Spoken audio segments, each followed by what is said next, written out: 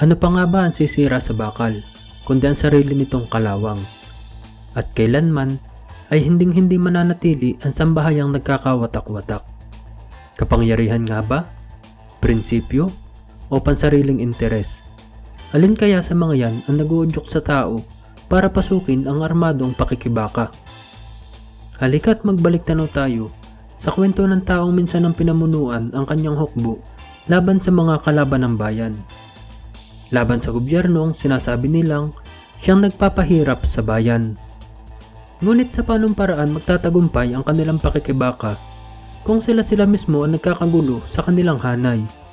Ano pat sila na rin ang nagpapatayan sa loob ng kilusan. Ang kwento ng pakikibaka at pagbagsak sa sariling mga kamay ng kakampi ni Cesario Manarang o yung tinaguriang Commander Alibasbas. Pero kung bago ka pa lang sa ating channel, pakipindot na din po ng like, subscribe at bell notification button para palagi kang updated pag may mga bago tayong kwentong kagaya nito. Si Cesario Manarang ay nakilala ng lahat sa bansag na Commander Alibasbas. Siya ay tubong Concepcion sa Tarlac at isa sa mga orihinal na kasapi nang itatag ang Hukbalahap noong taong 1942 sa pamumuno ni Luis Tarok. Nabuo ang Hukbalahap dahil na rin sa banta ng digmaan upang may pagtanggol ang ating bayan at isinantabi muna nila ang hidwaan sa gobyerno upang makipag-isa at lumaban sa isang kaaway. Bagamat natalo ang hukbo ng Pilipinas at Amerikano, nanatili namang lumalaban ang Hukbalahap guerrillas na siyang naging daan para hindi tuluyang masakop ang ating bayan. Isa si Commander Alibasbas na nakipaglaban sa mga Hapon at marami silang napalayang bayan mula sa kamay ng mga mananakop bago pa man dumating ang malaking puwersa ni MacArthur upang tuluyang bawiin ang Pilipinas. Ngunit sa pagtatapos ng digmaan, hindi kinilala ng gobyernong Pilipinas at Amerikano ang kagitingang ginawa ng mga Hukbalahap guerrillas na ito. Sa halip, dinisarmahan pa sila at pinagdadakip ang karamihan sa mga miyembro. Kasabay ng mga reforma sa lupang ipinaglalaban nila, tas nasundan pa ng hindi pagkilala sa kanila bilang mga armadong grupo at itinuring pangkalaban ng bayan, taong 1946 na magsimula ang Huk Rebellion. Nakipaglaban sila sa gobyerno at pagpasok ng dekada 50, kasagsagan ng pagpapalakas ng kanilang puwersa kung saan nagawa pa nilang magkaroon ng sabayang pag-atake sa maraming mga probinsya sa Luzon. Dito naalarma ang Pilipinas at Amerika dahil sa unang pagkakataon, dumampi sa kanilang isip na ganun pala kalakas ang mga rebeldeng Huk na ito at kayang-kaya nilang magpatalsik ng gobyerno at magtayo ng sarili nila. Buti na lang merong isang Ramon Magsaysay na siyang nagsalba ng lahat. Pinangunahan niya ang mga operasyon laban sa mga rebelde na noon ay nakilala na bilang Hukbong Mapagpalayang Bayan o HMB.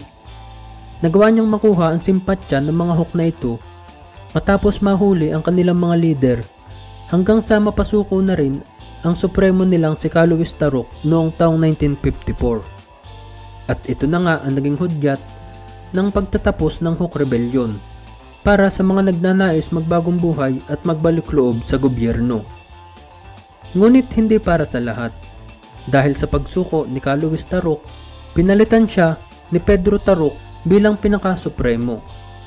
Sinundan ito ni Faustino del Mundo alias Commander Sumulong bilang pangalawang mataas na pinuno at si Cesario Manarang alias Commander Alibasbas bilang pangatlong pinuno naman.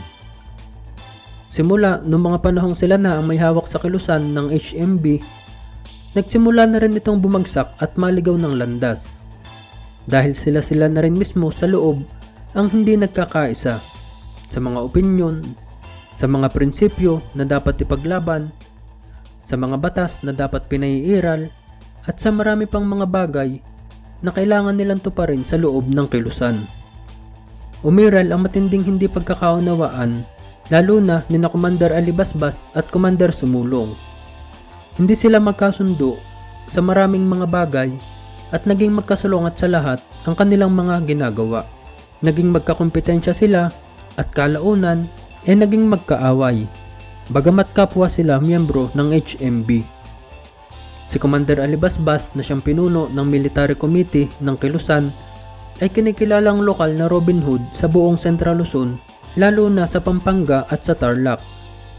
Mas malapit sila sa tao higit kanino man dahil hindi sila nanguumit ng kabuhayan ng mga ito. Hindi sila nanghihingi at tinatanggap lang nila kung anong ipinagkakaloob sa kanila ng mga tao, kung anong bukas sa loob nila. Kinukuhanan nila ang mga mayayaman at ibinabahagi sa mahihirap. Pagkakapantay-pantay sa lahat ang pinaglalaban ng grupo niya. Samantalang si Commander Simulong, na pinuno naman ng Finance Committee, ay kasalungat sa mga prinsipyong ipinaglalaban ni Commander Alibasbas. Dahil sa tindi ng kanilang alitan, naging target pa ng liquidation squad ni Commander Simulong na tinawag na Beatles ang grupo ni Commander Alibasbas. At dumating pa sa puntong magkaiba sila ng presidenteng sinuportahan, kung saan suportado ni Commander Alibasbas ang re-election ni Presidente Diosdado Macapagal at ang Philippine Army na hawak niya. Samantalang suportado naman ni Commander Sumulong si Pangulong Marcos at ang Philippine Constabulary naman na hawak niya. Ito ang naging dahilan ng tuluyang pagkakahati ng HMB sa dalawang grupo. At ito nga ay ang grupo ni Commander Alibasbas at ni Commander Sumulong.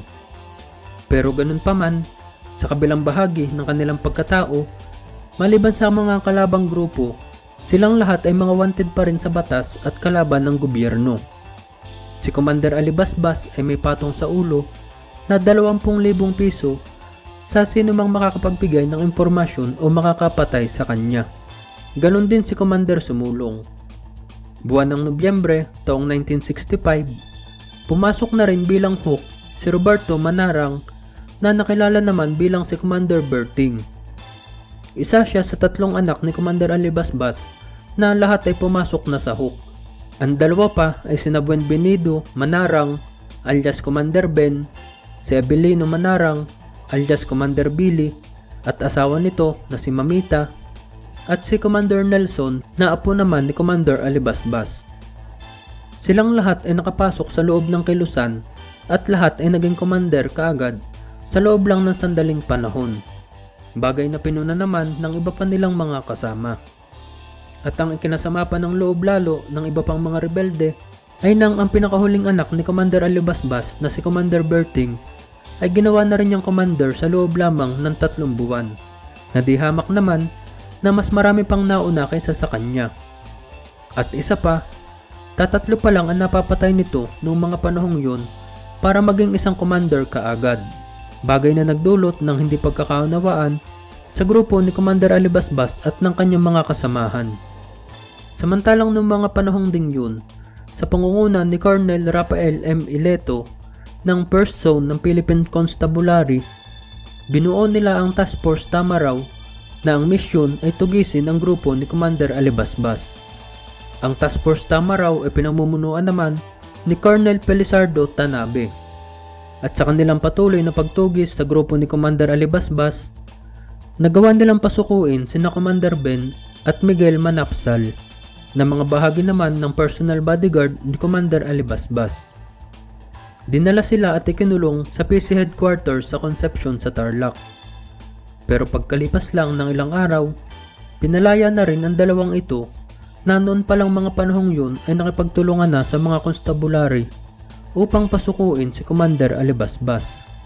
Naging espiya sila ng gobyerno sa loob ng Kilusan, kasama ang 10 iba pa na kagaya ng dalawa ay bahagi rin ng personal na alalay ni Commander Alibasbas. Ika-2 ng Pebrero ng gabi taong 1966, tinipon ni Commander Alibasbas sa kanyang bahay ang kanyang mga pinuno at iba pa nilang mga kasama sa Sitio Almendras sa Barangay San Bartolome sa Concepcion sa Tarlac upang pag-usapan at solusyonan ang mga suliraning lumalabas sa kanilang pangkat, kasama sa pagpupulong ang mga kapamilya niya na pawang mga commander at iba pang matataas na pinuno. Nandito rin ang 2 espiya at iba pa na mga alalay din ng commander. Marami silang napag-usapan sa issue na kailangan pag-ukulan ng atensyon. At kasama na nga dito ang issue ng mga anak ni Commander Alibasbas na lahat ay ginawa niyang puro commander. Pinag-usapan din nila ang kanilang relasyon sa mga tao na sumusuporta sa kanila. Pero nang mauwi ang paksa ng pagpupulong sa usapin ng pagsuko, dito sila nagkaroon ng magkakaibang pananaw. Tumagal ang pag-uusap nila sa isyong ito dahil lang nais ni Commander Ben at Manapsal ay sumuko na kaagad sila sa lalong madaling panahon na siya talagang misyon nila nang pakawalan sila ng constabulary. Sinuportahan sila ng 10 iba pa. Samantalang tinutulan naman nito ni Commander Alibasbas at ng kanyang mga kasama dahil ang nais naman nila ay palipasin muna ang 5 o 6 na buwan bago sila tuluyang sumuko. Nagkahati-hati ang opinyon ng dalawang grupong ito sa pagpupulong at hindi sila nagkakasundo. Tumagal pa ang pagpupulong hanggang madaling araw hanggang sa makarinig na lang ng putukan ang mga mamamayan sa paligid ng Sitio Almendras. Nangyari ito dakong 1:20 na madaling araw at tumagal ng 35 minuto. Pagputok ng liwanag, bangkay na ng matagpuan sina Commander Alibasbas at ang kanyang 3 mga anak na mga commander, ang kanyang manugang, ang kanyang isang pamangkin at apo, kasama na ang ilang pang leader na nakilalang si Commander Paki, Commander Nelson, Commander Amor at isang nakilalang Big Boy. Pinagbabaril na pala sila ng 12 hook na lahat ay kasapi ng personal na bodyguard ni Commander Alibasbas. At ang kanyang buhay ay nagwakas sa kamay ng kanyang mga kasama. Samantalang sa pagkawala ni Commander Alibasbas, tuluyan nang nakuha ni Commander Sumulong ang buong kontrol sa mga hook. Ginawa niyang mafia style ang pamamalakad dito, dahilan para kalabanin na rin siya ni Bernabe Buscaino na noon ay leader ng kanyang liquidation squad. Humiwalay na ito kay Commander Sumulong at itinatag ang New People's Army, kaya't noong mga panahong yun, naging 4 na grupo na ang magkakalaban sa Central Luzon. Ang grupo ni Commander Sumulong, ang grupo ng mga loyalista ni Commander Alibasbas na napapunta naman sa ilalim ng pamumuno ni Mariano de Guzman alias Commander Diwa, at ang New People's Army ni Bernabe Buscaino o si Commander Dante, at ang lahat ng sangay ng gobyerno, militar, kapulisan, constabulary, at ang paglabas ng mga grupong ito ang siyang naging hudyat ng mas madugo pang bakbakan sa pagitan ng mga nasabing grupo. Ano pa nga ba makakasira sa bakal, kundi ang sarili nitong kalawang? Ikaw kaibigan, isa ka ba sa nangunguna para mapatibay pa ang pundasyon ng inyong nasimulan? O isa ka na rin sa mga anay na higit pa sa kalawang kung sumira sa lipunang kinain na ng masamang sistema? Maraming salamat sa iyong pakikinig kaibigan. Hanggang sa muli, paalam!